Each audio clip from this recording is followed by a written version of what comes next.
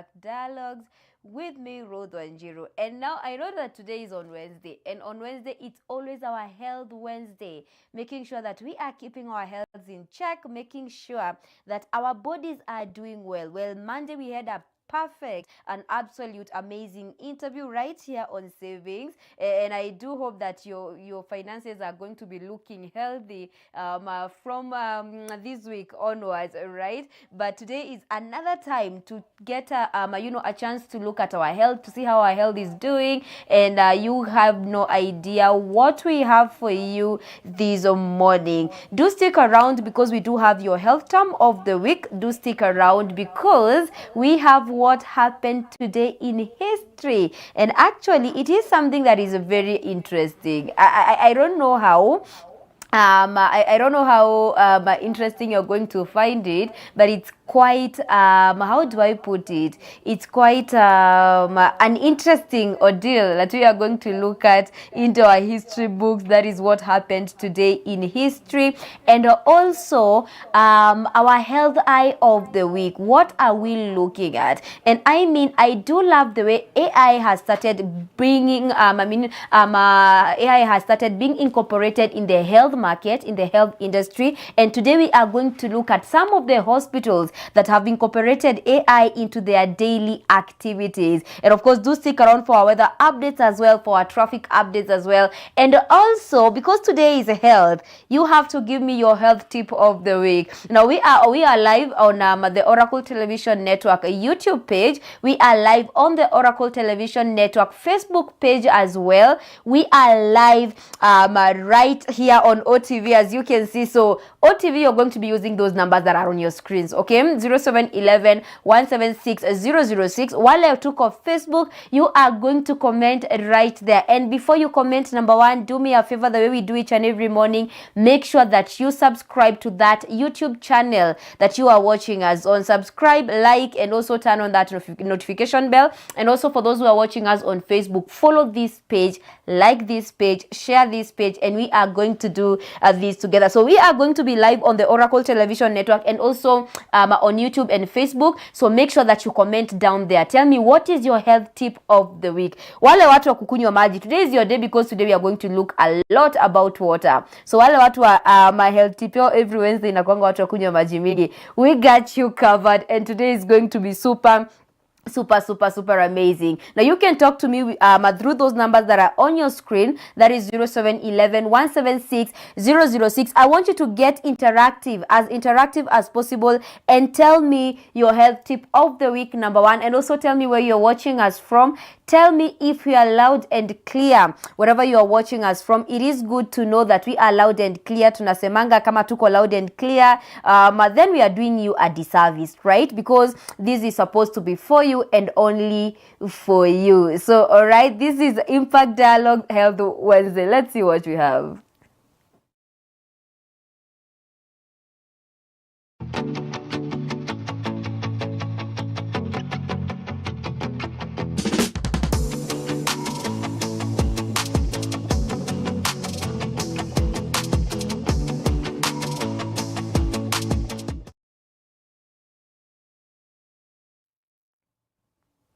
Amazing. And so what do we start with? We start with our weather updates and our traffic updates, and then we're going to get to what happened today in history. Okay, today I want us to switch things a little bit. And also, I did forget to mention that our theme of today is water. That is why nimesema, those of you who always give me that my health tip of the week ya watu wa kunywa maji mengi, today is your day. We get to learn why we should take enough water, and we get to learn how more water, or rather how over drinking water affects your body. But first of all, let us look at our weather updates.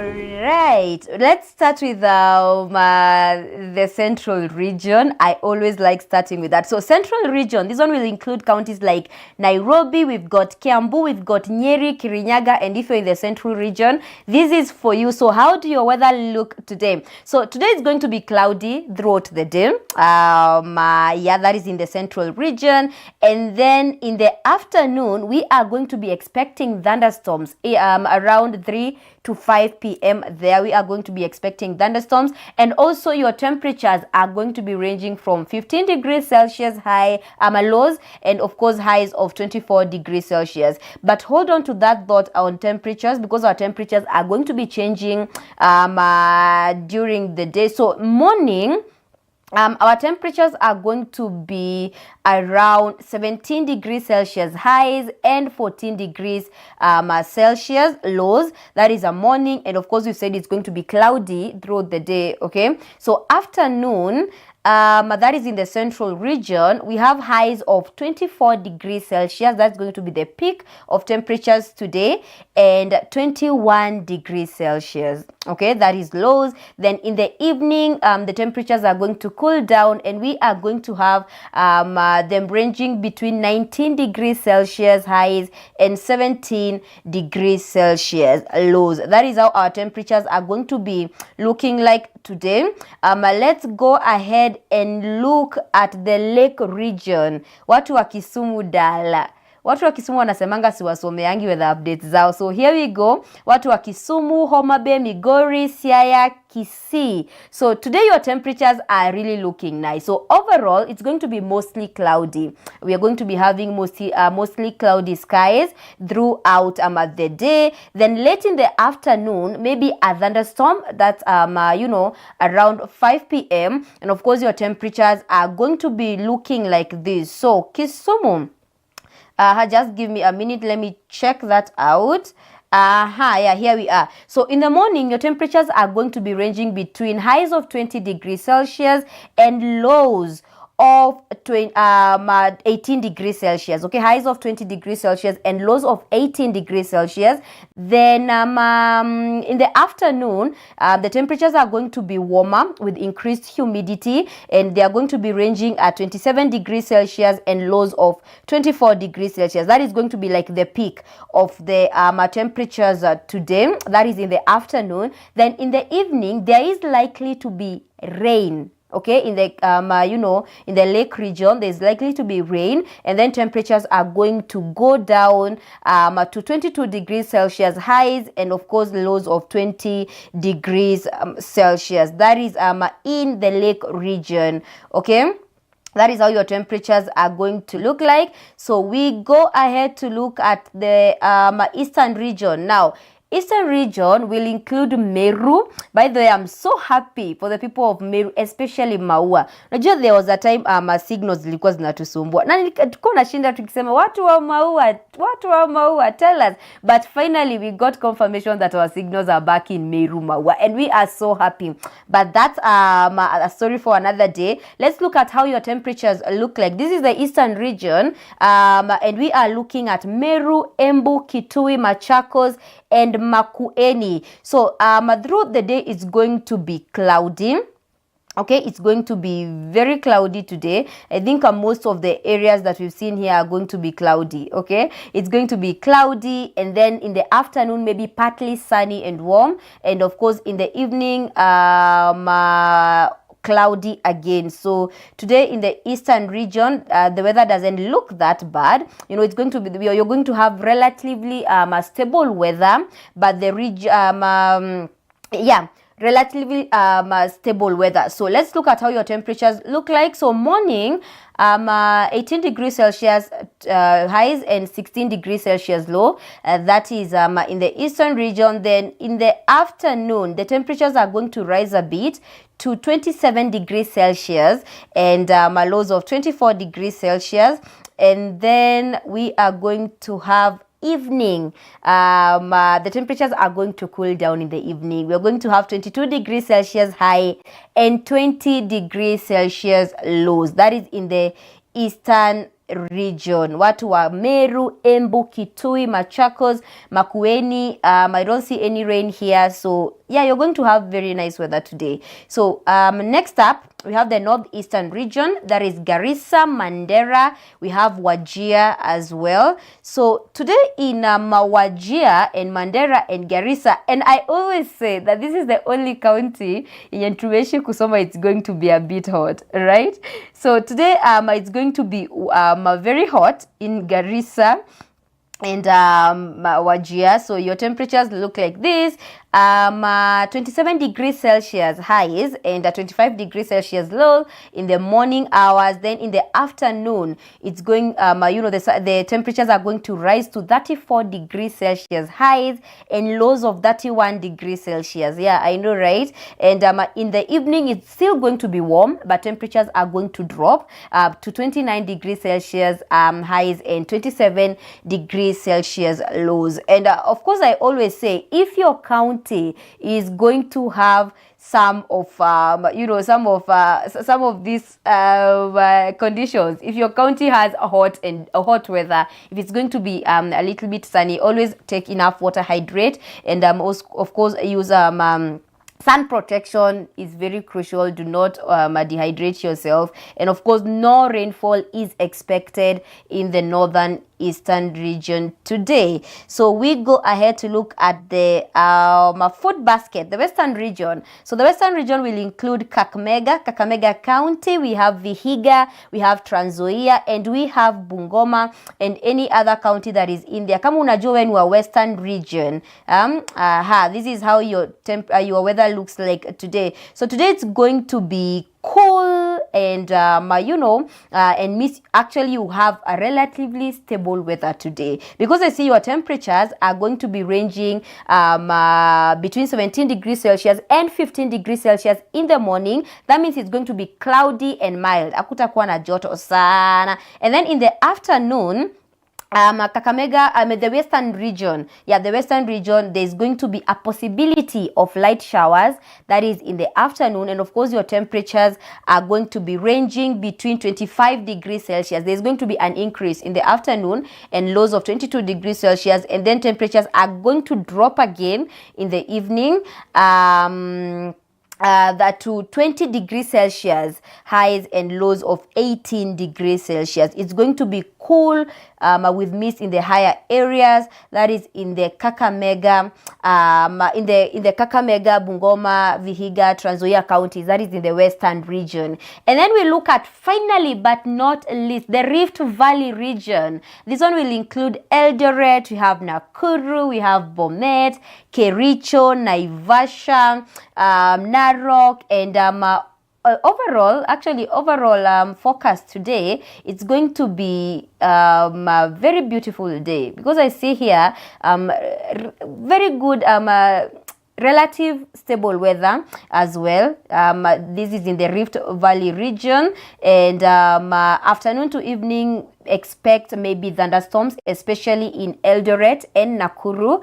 And of course temperatures are looking very nice. Your temperatures are going to be ranging between 22 degrees Celsius and 14 degrees Celsius. That is super amazing. That is in the Rift Valley region. So Eldoret and Nakuru expect thunderstorms, but your temperatures look very nice. They actually look pretty much interesting. Not that hot, not that cool, because I see in the morning it's going to be chilly. That is 16 degrees Celsius and highest lows of 12 degrees Celsius. Then in the afternoon they are going to rise to 23 degrees Celsius, and there's going to be a lot of cloud cover and possible thunderstorms. That is we said in Eldoret and Nakuru possibly. Then in the evening temperatures are going to drop to 17 degrees Celsius and lows of 14 degrees Celsius. And Eldoret and Kericho after 3 p.m. there might be rain. There might be rain today. Possible light showers are today in the afternoon after 3 p.m. Okay, that is in Eldoret and Kericho. Be ready for that. So that is how our weather looks like this morning and throughout the day. That is how it's going to look like. And like we always say, no matter the season, God's blessings are always sufficient, and they do not get to choose which season they come. God is going to bless you regardless of how the situation looks like. So you tell me, wale wa kuniambia sijasoma county yenu, this is the time, this is the hour, you can go ahead and text me if I've not mentioned where you are or where your county is. Kama sija mention venye weather yenu inakaa leo. I do want to make sure that each and every one of us get prepared for what we have today. So that's it for our weather updates.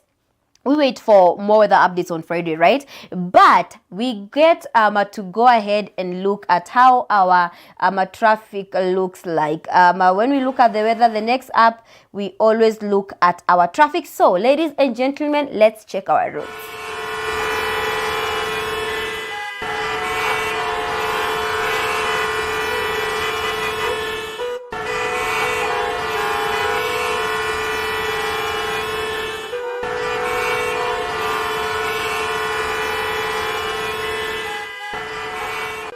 Aha, amazing. Tuangalie barabara inakaaje. And by the way, as we look at our roads, let me first of all, there's a message I've seen here that is quite interesting. Let me first of all deal with this first, kwa sababu mimi sitaki tukuwe na deni na mtu yote. So someone here says, good morning Ruth. Good morning. Mimi sikujibiwa swali yangu ya Monday, hoping next Monday you're going to keep your promise and bring the money coach back because we learned a lot. All right, I'm going to bring the money coach back. Don't worry, she's going to join us next Monday for our Money Monday because we are still talking about savings, okay? Lakini nashangaa ni swali gani hiyo sikujibu. Nitaiangalia kama ilikuwa Facebook. All right? But thank you so much for keeping it Oracle TV. Good morning, Ruth. This is Rose from Moranga. My health tip of the day. Watu wakunywe maji mingi. Rose, health tip yako ya kila siku inakuanga watu wakunywe maji mingi. And lucky for you, today we are talking about that. But I don't want to get much into that. I don't want to get into the details of that. Let's first look at our traffic updates. Let me start with Thika Road, okay? Thika Road. So Thika Road, traffic status is moderate to heavy. We are ranging in between moderate to heavy. It doesn't look that bad. Inaenda, inasonga, inasonga, inaenda, inaka. So it's moderate to heavy. And then estimated delay, if you're using Thika Road this morning, delay of around 30 to 45 minutes. Wow, that's a long time to wait on the road. But yeah, that is how Thika Road looks like. I see the affected areas, Pale Kenyatta University, there is a little bit of a snarl up there. Then TRM as well. Watu ambao wanatumia TRM I didn't connect to that road that goes to Kasarani. TRM as well, there is a little bit of snarl up there. Then Muthaiga, there's also a little bit of a snarl up right there. I think that's how Thika Road looks like this morning. But okay, good thing is nothing has happened on the road today. No incidents, no accidents have been reported, and we are always happy when we get to hear that. Okay, that's Thika Road. Let's look at Waiyaki Way. My traffic is very heavy this morning.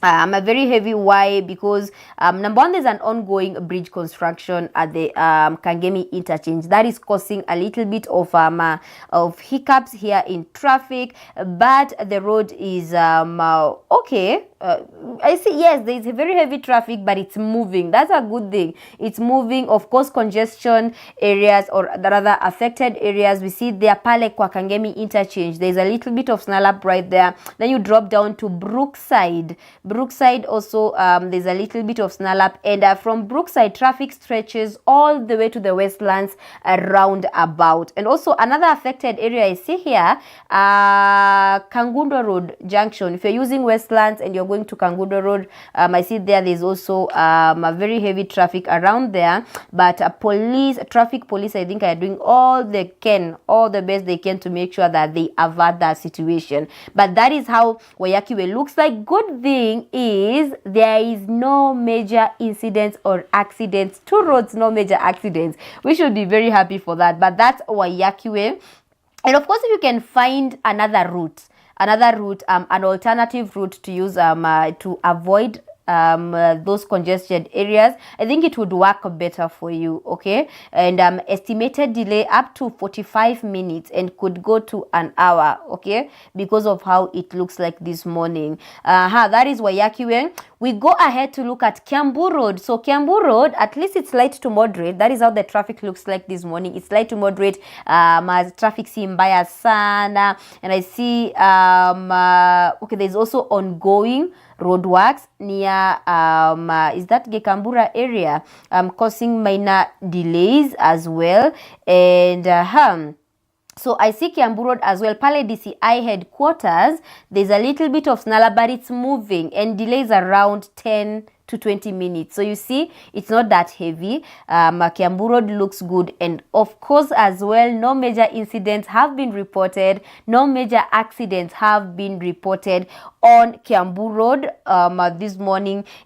And actually, I'm so happy. Kiambu Road, Wayakiwe, Thika Road, no major incidents reported, and that's really nice. That's something to look up to. Then Jogoo Road, how does Jogoo Road look like this morning? So Jogoo Road, traffic is very heavy. Okay, traffic is very heavy, and of course, if you're using Jogoo Road, traffic starts Pale Makadara train station, stretches all the way to City Stadium roundabout. Wow, that's a long time. And of course, estimated delay 45 to 50 minutes a delay. And I see also there's also another affected area from City Center to Buruburu as well. There's traffic there. Let me see another area that has been affected. If you're using Jogoo Road, kama uko pale City Stadium, if you're coming to the CBD, Pale Country Bus, from City Stadium to Country Bus, yeah, it's a mess. It's a bit heavy, but we thank God that there has not been any, accidents or incidents that have been reported. And of course, one thing that is leading to traffic as well is ongoing construction and maintenance works, have reduced lanes, leading to significant congestions. And I think this is the time when most roads are being maintained, or rather constructed. There's a lot of constructions going on in our roads. Okay, that is Jogoo Road. Let's see Mombasa Road. Wow, Mombasa Road leo ameita severe.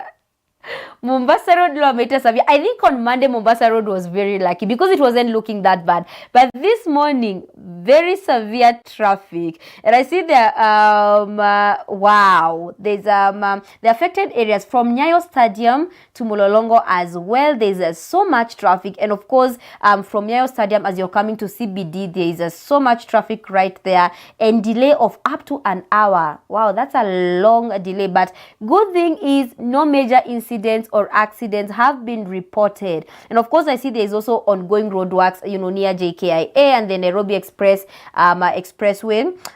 These ones have also caused significant congestion. But I think Mombasa Road walishazoea traffic. Sindio, those of you who watch us from Mombasa Road, nadhani traffic mulishaizoeanga.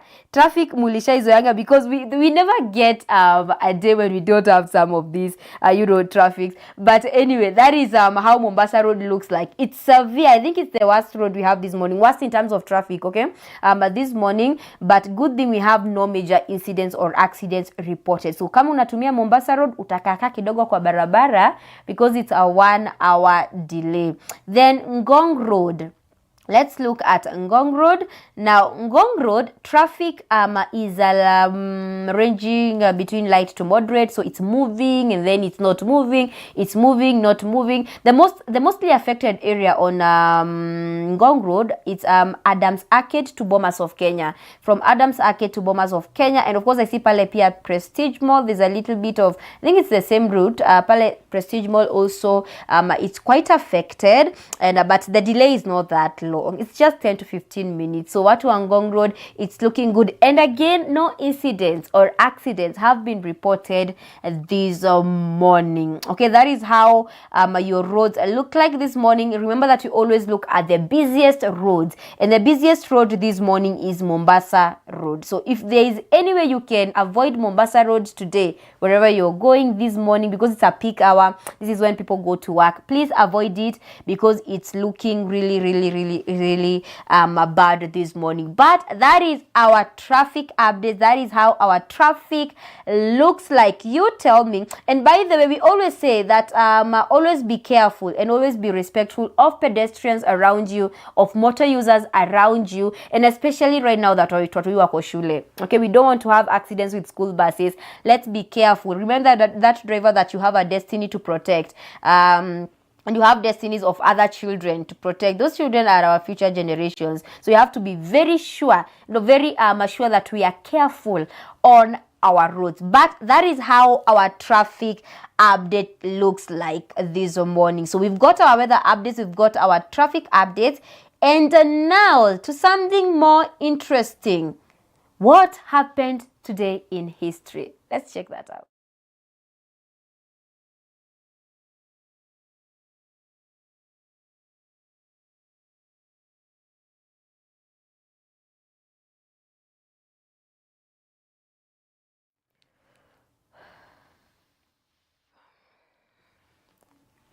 Yeah, what happened today in history? So today is June 18, 1948. Today, our what happened today in history? Our history books are looking at music lovers. Are you a music lover? Now sit down, grab your cup of coffee because you're about to have it, because you're about to get something very interesting. So what happened today in history? So today is on 18th June 2025, right? But now, on the same date, but in 1948, Columbia Records held a press conference where they unveiled the 33 and a third. I don't know why they called it the 33 and a third, but the 33 and a third R&P long playing LP record. That was a vinyl disc that could hold about 22 minutes, per side. A massive upgrade from the standard 78 R&P disc, which held just 3 to 5 minutes per side. And I think we have that picture of that disc. I think we've seen it on movies where people just kuna kachuma kanini, and then the disc that just moves around. That was the vinyl disc. So on 18th of June 1948, this is what happened. They actually announced this, and the good thing about it was the other disc, that was the standard 78 R&P disc, could hold just 3 to 5 minutes music. But now per side, 3 to 5 minutes per side. But now with the LP, it could hold 22 minutes of music, like both sides. And I think we have that picture. We are going to show you in just a while the picture of that round disc that we always see them in movies. I've seen, actually, yeah, there you go. I've seen it in movies. And actually, funny thing is that each side could hold music. I used to think that ukieka ni hivyo, kumbe ukieka side moja, it is 1 minute of music, and then ukiweka side ingine, so side moja and 22 minutes of music, then when you turn it around, the other side is 22 minutes of music. And so the Columbia Records announced this, and it was revolutionary because this one gave artists a longer time, a longer play time. Artists could now release full albums on a single record. And maybe I've seen this in movies. I don't know why you guys have seen them, but I've only seen them in movies. I don't think I've ever seen one like kuiona physically. I've seen those mostly in movies, and of course it also brought around better sound quality. LPs offered clearer audio and earlier format. Then durability, apparently they were more durable than the ones that could hold 3 to 5 minutes per side. And what was the lasting impact of this? So it transformed the music industry. I'm giving birth to the album era, because remember that this one could hold 22 minutes on the first side, 22 minutes on the other side. So artists could like literally just produce their albums. So it gave birth to the album era, where musicians could tell stories over several tracks. Okay, then also it laid the groundwork for how we consume music today. Now from this, then we go to radio cassette. I think we had seen the radio cassette yenye ulikuanga unaweka kwa radio. I think these ones are CDs, right? So we have the discs, these ones are the LPs, and then we had the cassettes, the radio cassettes. It was in a box, and I remember when we were kids, we used to like toboa. There was a kawaya ndani, hiyo waya tulikuwa tunaitumia kucheza. What do you used to call it? Hiyo game sikumbuki, ile yenye mlikuwa mnaweka and then you like your hands your legs, I mean, I don't remember the name, but we used to use it for that. So there was this one, and then music revolutionized because of this. So unajua wakati una improve kitu, and then you see that so we could add more music, we could add more minutes. So we went ahead to have cassettes, radio cassettes, and then we went ahead to have CDs. But I wish you could see yeah, those are the radio cassettes. And you see the radio cassettes, they are 60 minutes per side. So this one could hold 120 minutes, the other one could hold 22 minutes. Then we had the radio cassettes that could hold 60 minutes per side. And then after the radio cassettes, then we had the CDs. Now, I know most of you have seen the radio cassettes, right? That radio cassette that you're seeing right there. And then we had the CDs. Now, this one, almost each and every one of us has them. Sindio? Or not has them, has seen them. Then we came to the CDs. And then now we are streaming music live on platforms, on so many platforms that are available for us to listen to music. So, the LPs, the impact was that it laid the groundwork for how we consume music. From those ones, from the LPs to the cassettes to the discs, CDs here, and we used to use them for movies as well.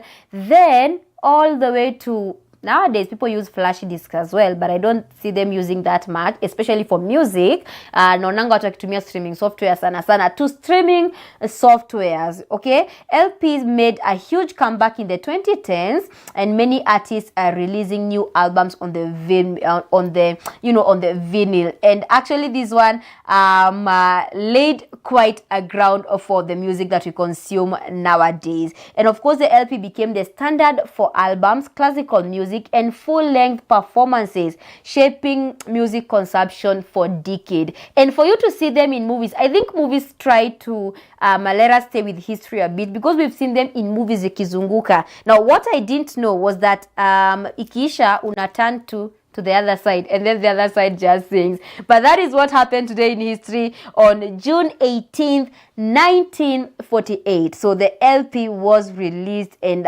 it revolutionized the music that we know today. It gave way to the discs, the cassettes. Radio cassettes gave way to the disc, the CDs. Those ones I know most of you have seen them, and also gave way to streaming softwares that we know right now. So tell me what you think about that. 0711-176-006. Tell me what you think about that particular one. I actually found it interesting because of the fact that ni side zote mbili. I don't know why you find it interesting.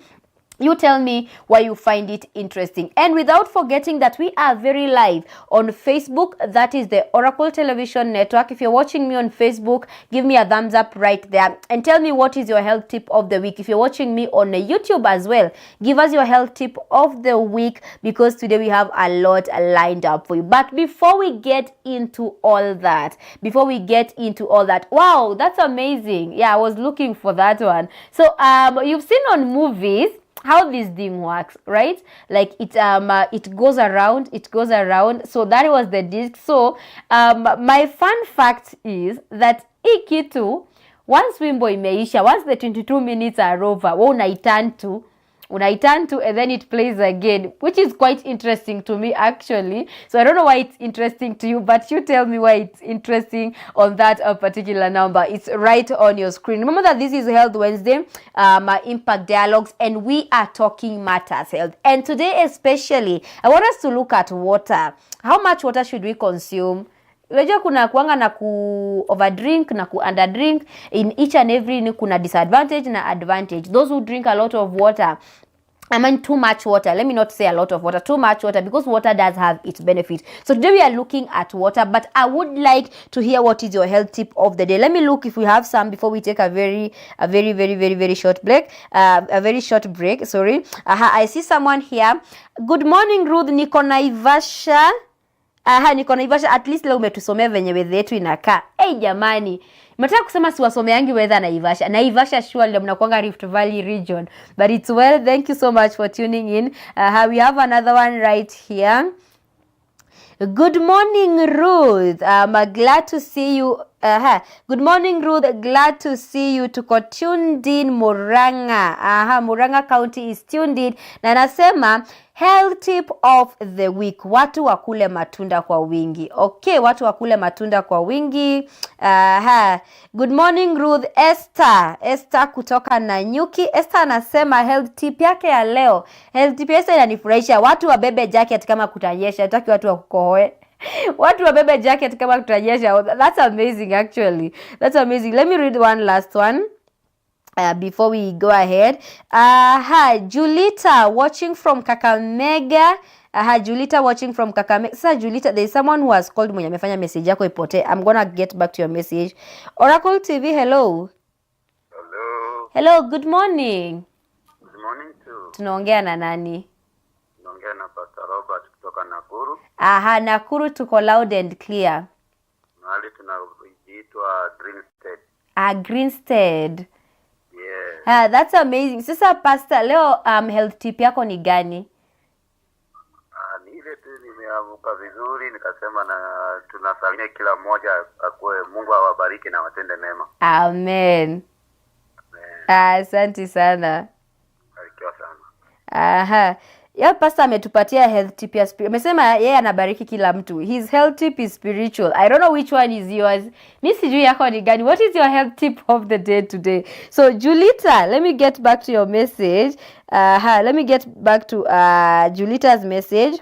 So Julita from Kakamega anasema watching loud and clear. Health tip of the day. All right. So anasema health tip of the day. Should I Julita unauliza watu nini? Health tip of the day. Tuliambiwa last week tusiovereat. Health tip of the day. Tuliambiwa last week tusiovereat. Julita, nani alisema tusiovereat last week? I would like to know that. Tusiovereat, of course. You know, measure in portions. We have to eat well. We have to have a balanced diet. Ama ni aje? Yeah, that's right. But you do tell me what you have for me today. What is your health tip of the week? Call me on that number right there, 0711-176-006. Ama text me as well. We are live on Facebook. You can go ahead and reach out to me on Facebook as well. But first of all, we take a very short break. Then when we come back, we are coming back with that conversation on water. And I really want to know, how much water should you take? How much water should you take? Mwili yako inafaa kuconsume maji inatosha kiwango gani? Kiswahili, maji kiwango gani? Na is there anything as over drinking water? That is what we are looking at this morning. So we take a very short break. We are coming back with that and our health check, or rather our health eye this morning. So let's go. Don't touch that dial, by the way.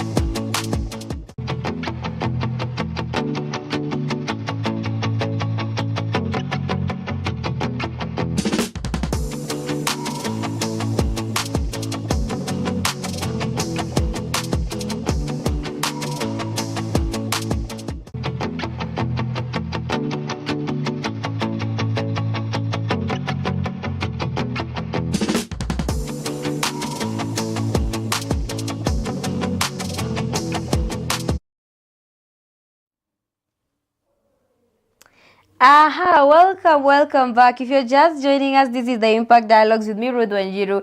And of course, you've missed a bit. You've missed our weather updates. You've missed our traffic updates. You've missed our what happened today in history. And we were talking about the vinyl disc, or rather the LPs. Zile discs zilikuwa zinatumika kitambo. But don't worry, you can go ahead and recheck that later later in the day, maybe after the show. So today we are talking about water, and I really want to know, how much water should we take? Unajua kuna ile tukonga tunaambiwa shule, I don't know, 7 glasses of water. We went ahead tukaambiwa we should take what did they say again? 9 glasses of water. Kuna wengine walikuwa nasema a liter of water. So I am really wondering, how much water should we take? And before we get into that conversation, our term of the week today is related to water. So our term of the week is dehydration. What is dehydration? So dehydration occurs when your body loses more fluid.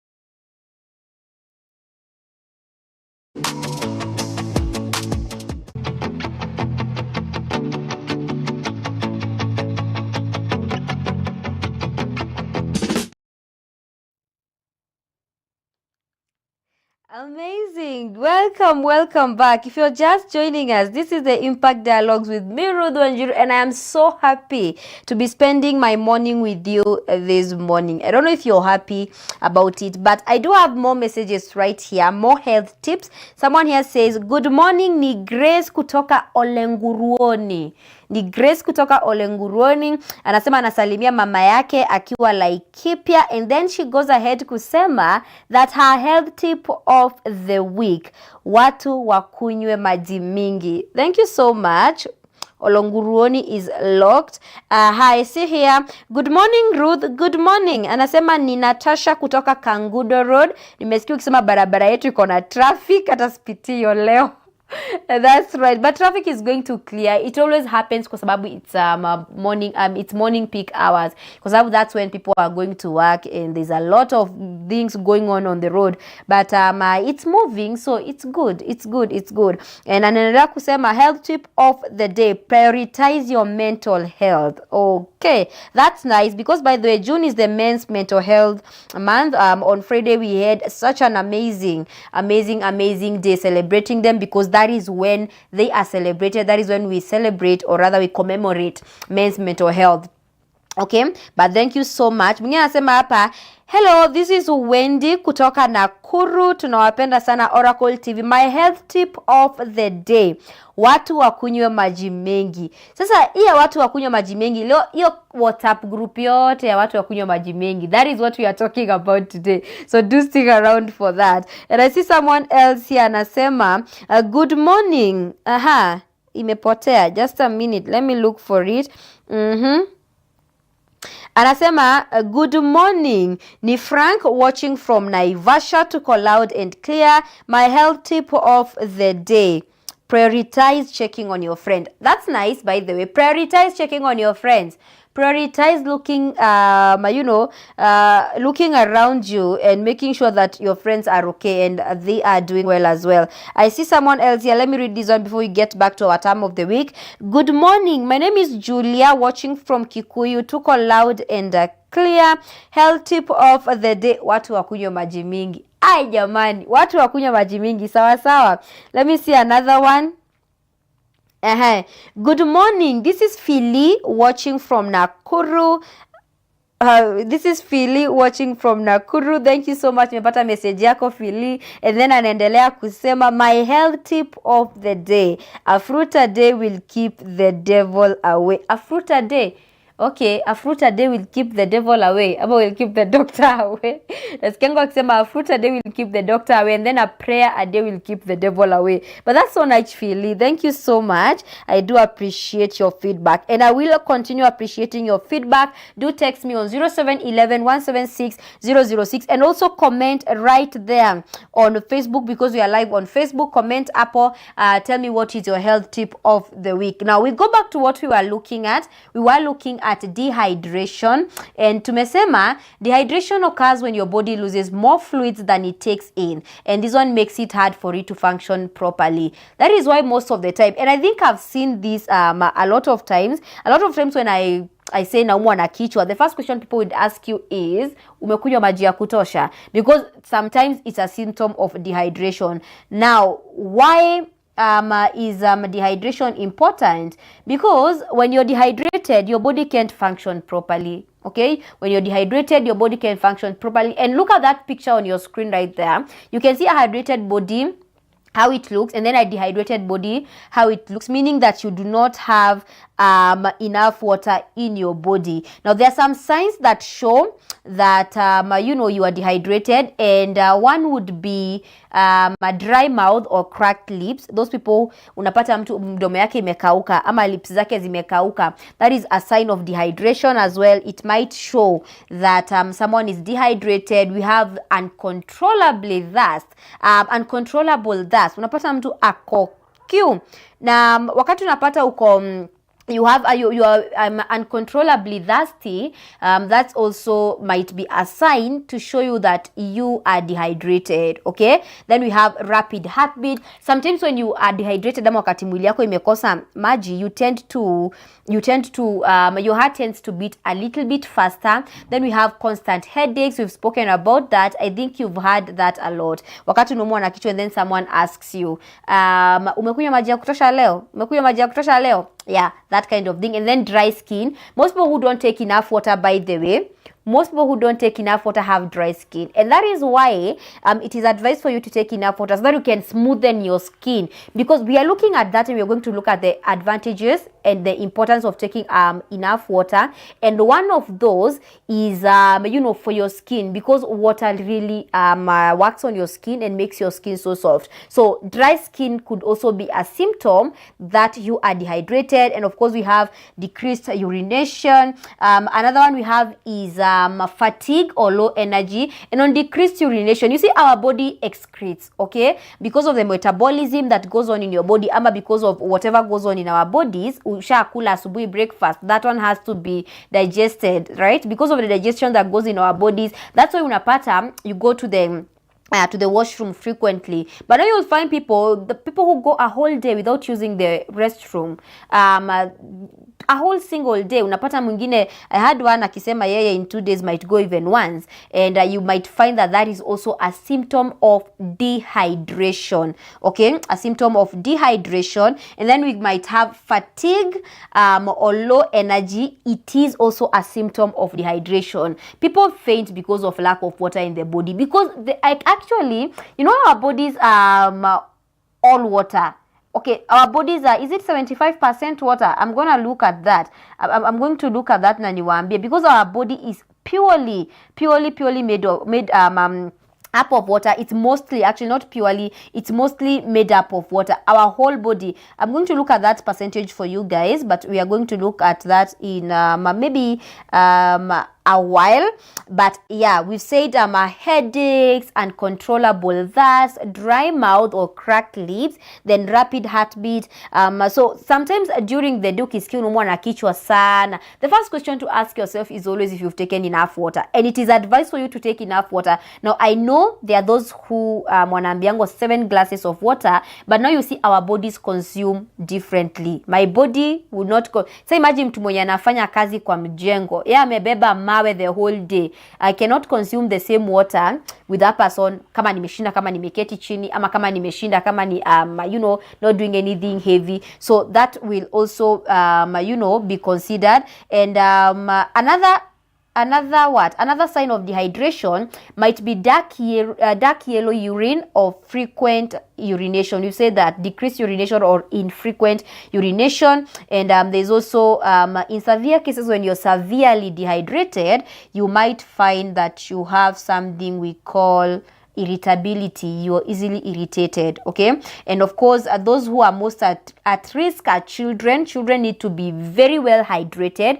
Children need to be very well hydrated. Let's note that. Of course, older adults and athletes, wale wa kukimbia, they excrete a lot, right? And of course, people in hot climates. Watu wa Garissa, hello. Watu wa Mandera, hello. You might be affected. And of course, how do you prevent dehydration? So you drink a lot of water consistently, or rather throughout the day. Drink enough water. Eat water-rich foods like cucumbers. Nigerians call them cucumbers. Here we call them cucumbers. Oranges are also rich in, also water rich, and, watermelons. And then don't wait until you're thirsty to drink water.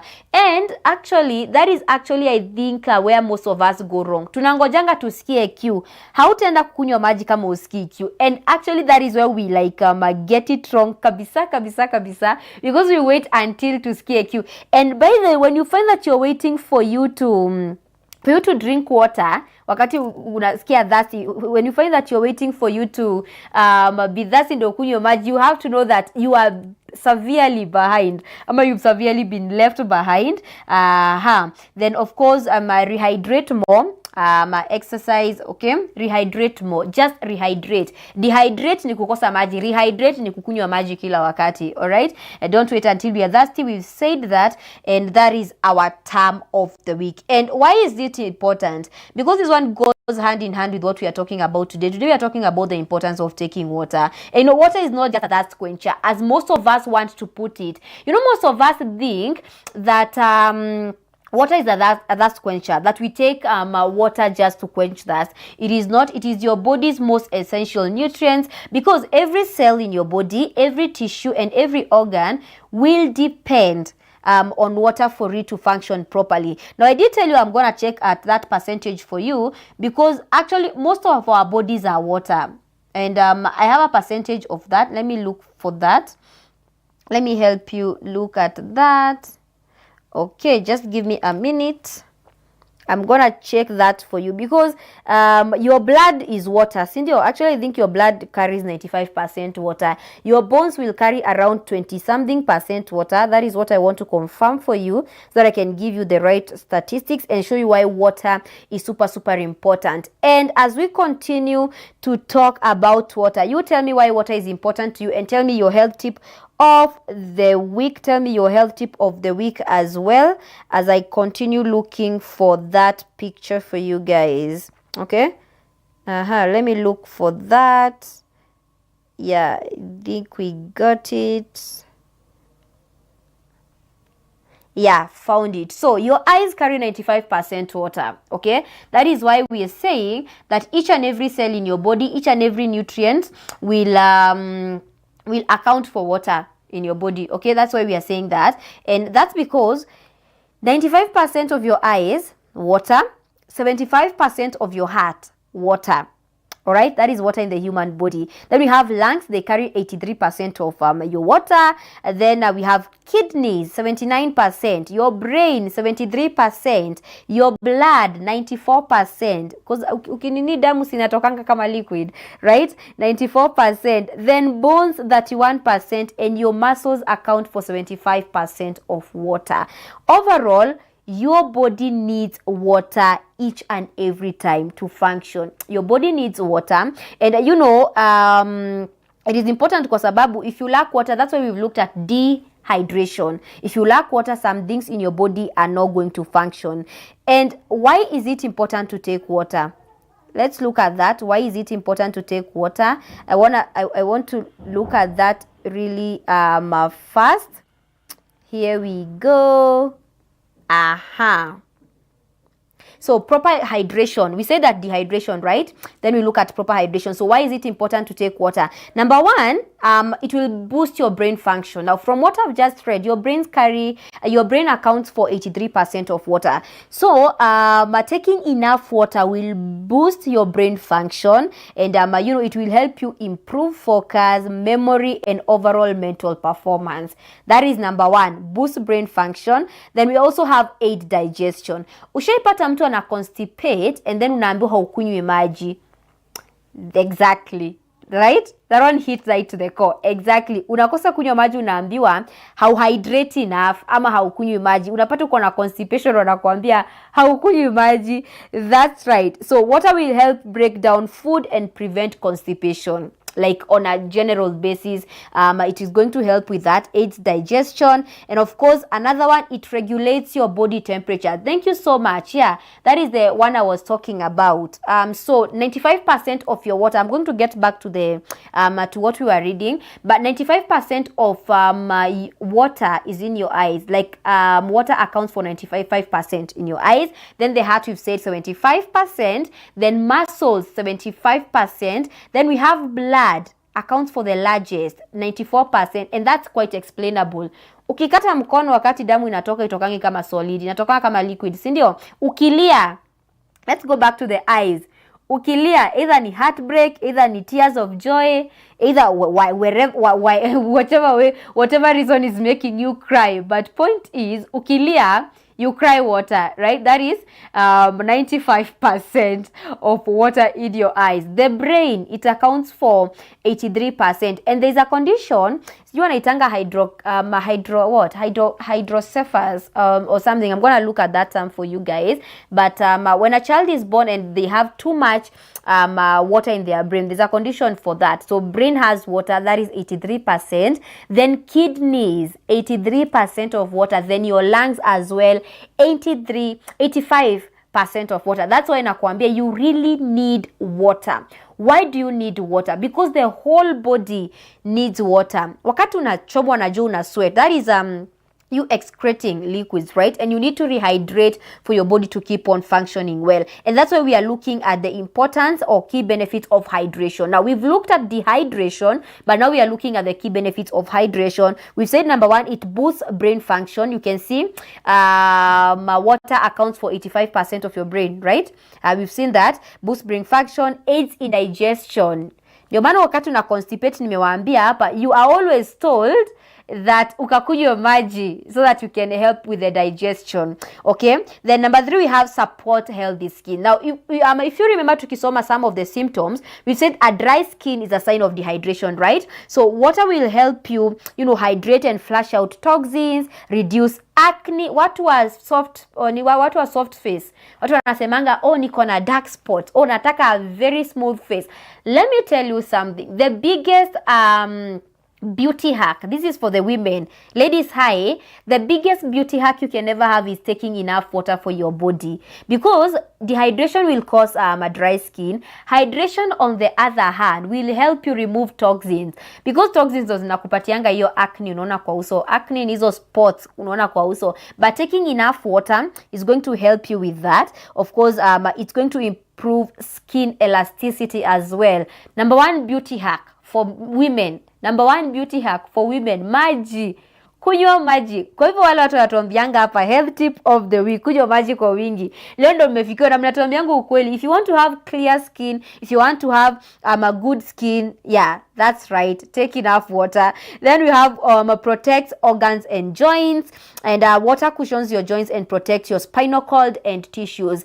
And you know, joints are mostly you know, hapa katika the bony areas, and if water is going to help your joints, we've seen that water accounts for what? Is it 24% of your bones?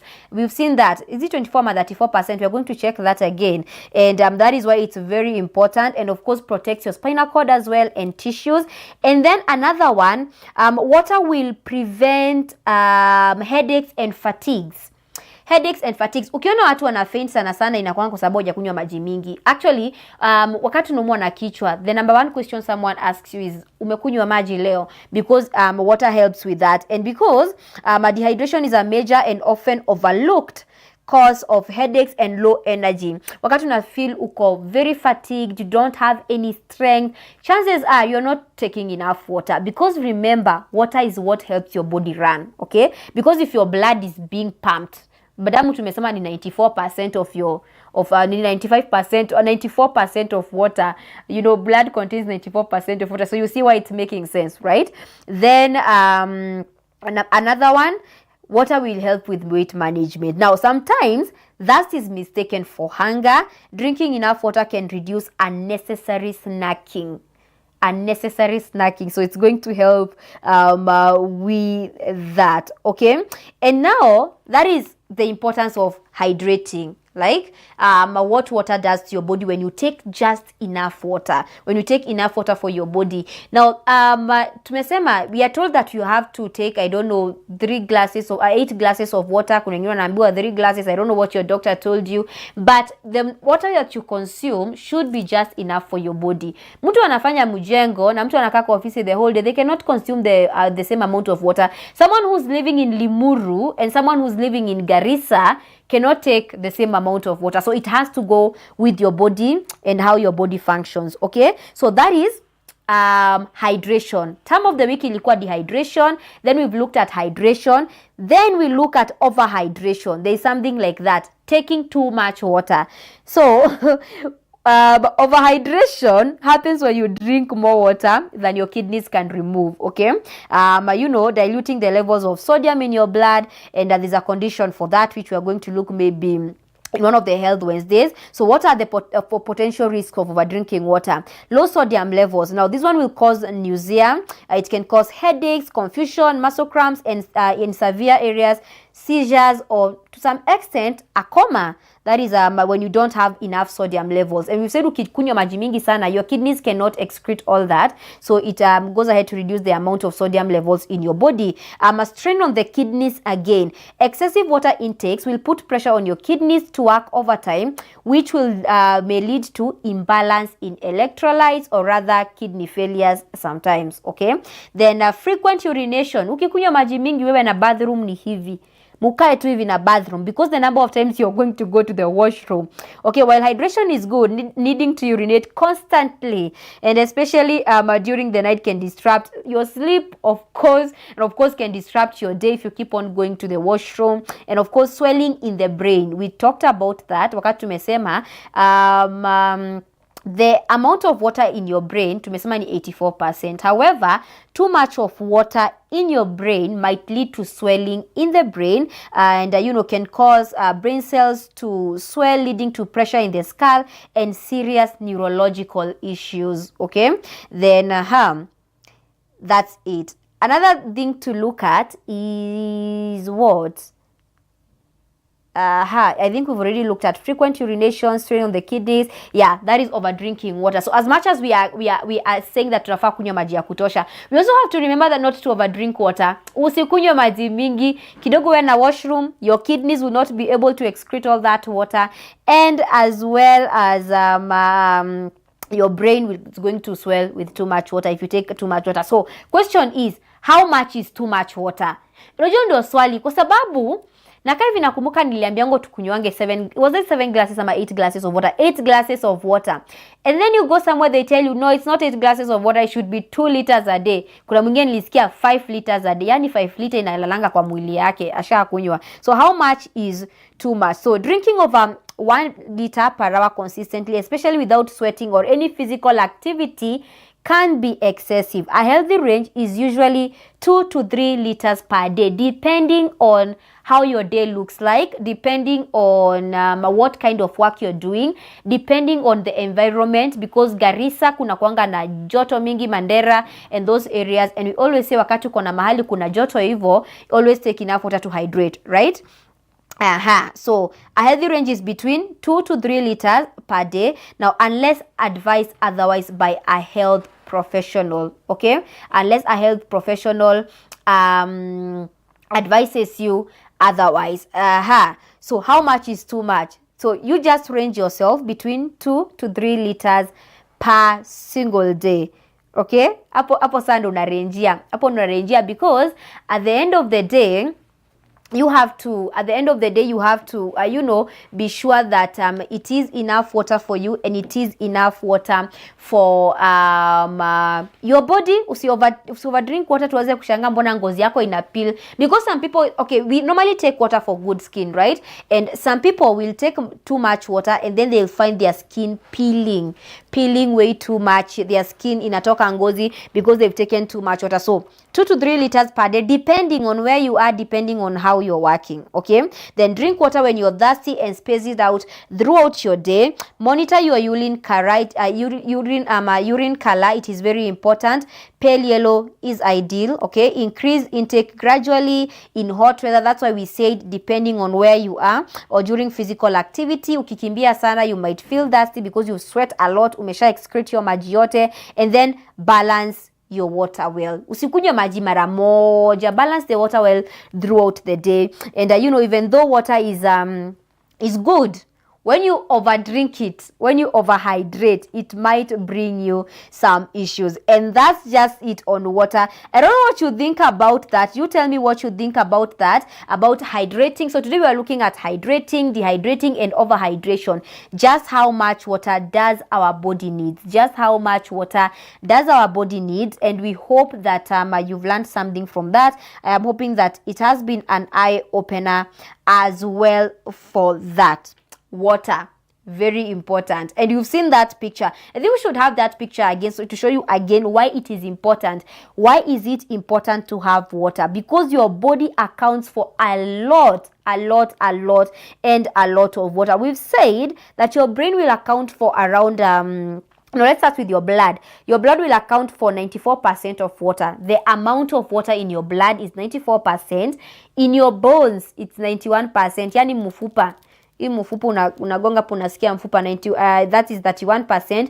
Your muscles as well, 75%. Then we have your kidneys. Your kidneys as well, 83%. We have your brain will account for 83% as well. Then your lungs, 85%. And then your eyes, 95%. Then your heart, 75%.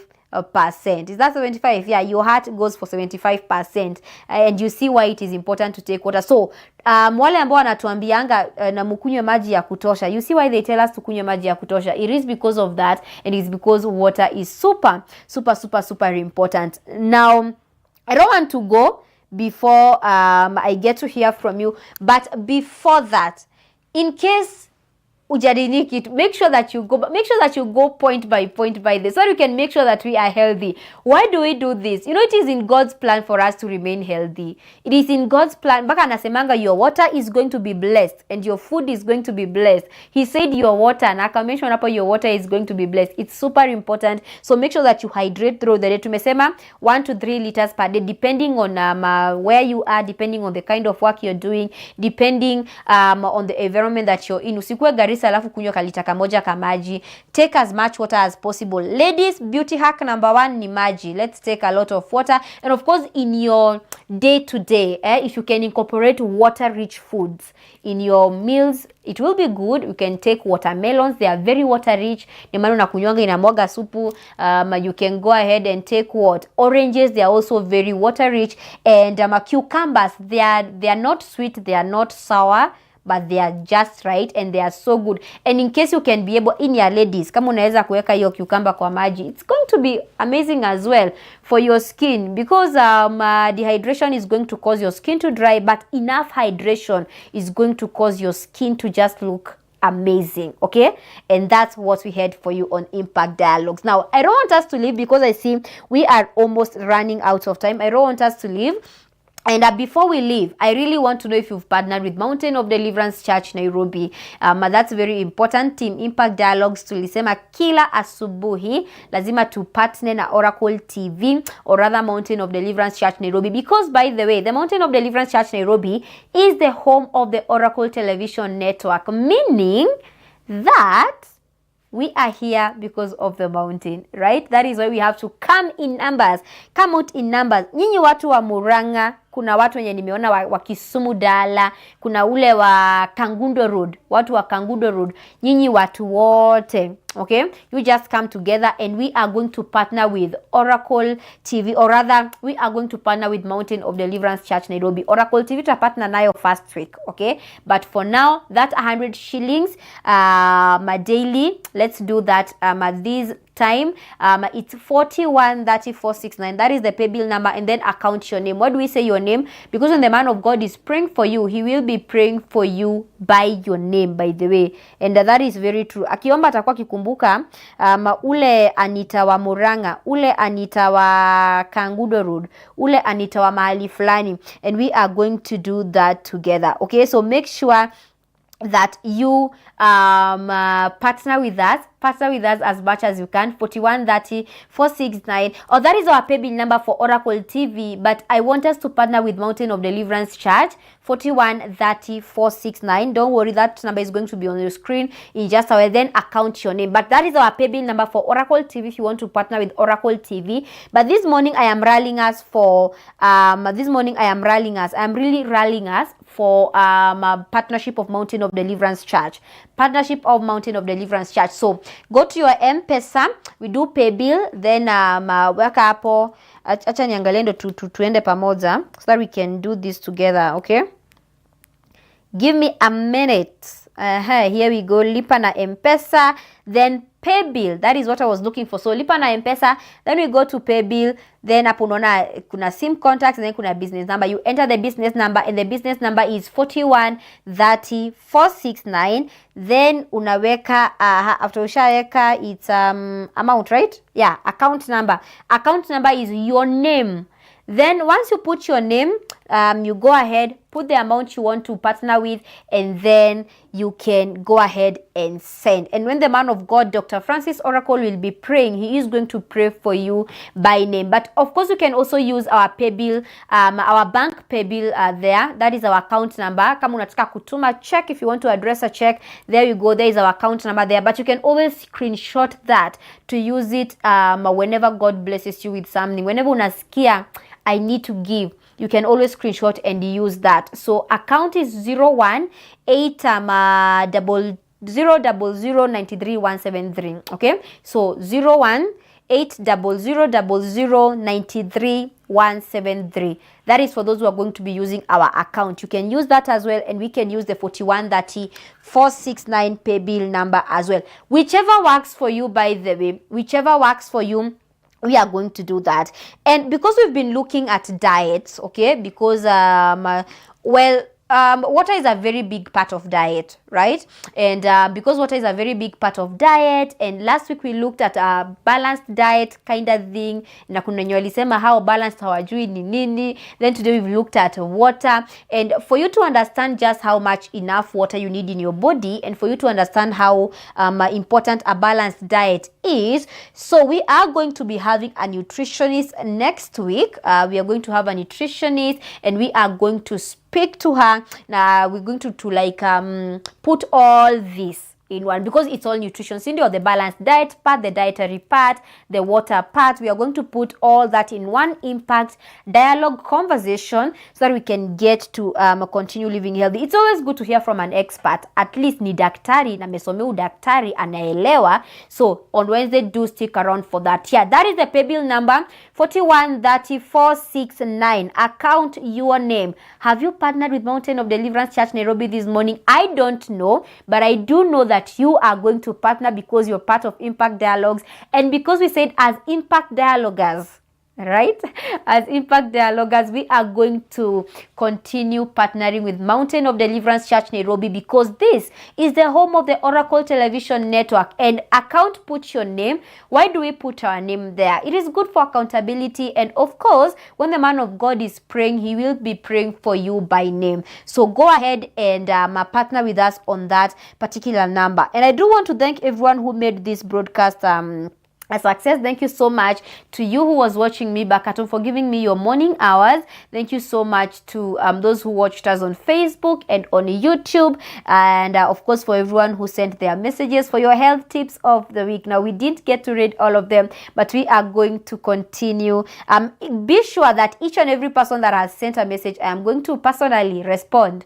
I'm going to personally respond, okay? So thank you so much. We do love you. We do appreciate you. And this has been Impact Dialogues with me, Ruth Wanjiru, Health Wednesday. I think I'm going to see you on Friday for our Social Fridays. And we have something so fun for you, because we are introducing something interesting to our Social Fridays. Now, I don't want to tell you all about it, but I want you to wait for it and wait for me on Friday at exactly 8 a.m. We are going to have our Social Friday, and it's going to be super amazing, okay? But apart from that, thank you so much. Do have a beautiful Wednesday. But before I leave, by the way, today we have a Holy Communion service, okay? A Holy Communion service from 5 p.m. all the way to 7 p.m. Of course, be sure that you are here, because today is Health Day. Apart from taking care of our health physically, we need to take care of our health spiritually as well. So come for that edification in the afternoon, in the evening. Afternoon is Sabbath,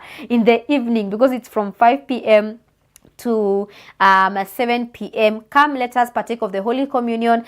Come and let us feed our spiritual bodies, okay? Capish? Capish. So this has been the Impact Dialogues with me, Ruth Wanjiru. Thank you so much. I do love you. I do appreciate you. And until I see you on Friday, stay safe, stay happy, and stay blessed.